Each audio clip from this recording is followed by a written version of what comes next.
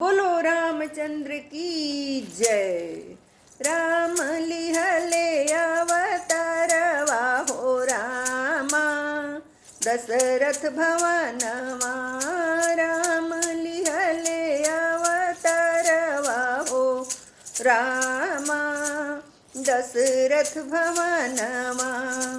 धगड़िन जो आई रामा, नरवा कटन को।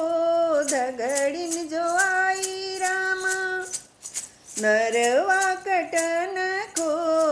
मांगे लगली राम के हंसुआवाए रामा, नार के कटैया। मांगे लगली राम के हंसुआवाए रामा, नार के कटैया। हीरा से मोती धगड़ीन तोहरा के देबो। हीरा से मोती धगड़ीन तोहरा के देबो। नहीं देबो राम के हंसुआवाए रामा, नार के कटैया। नहीं देबो राम के हंसुआवाए रामा, नार के कटैया। राम लिहले अवतार वाहो रामा, दशरथ भवनमा। राम लिहले अवतार वाहो रामा, दशरथ भवनमा।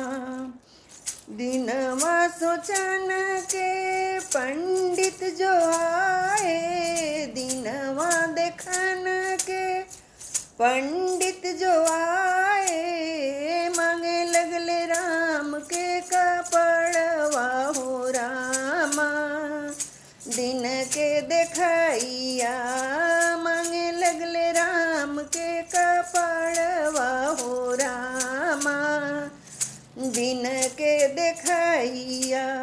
हीरा से मोती पंडित तोहरा के देबो। हीरा से मोती पंडित तोहरा के देबो। नहीं देबो राम के कपड़वा हो रामा, दिन के देखैया। नहीं देबो राम के कपड़वा हो रामा, दिन के देखैया। राम लिहले अवतारवा हो रामा, दशरथ अंगनवा। बोलो रामचंद्र की जय। Thank you.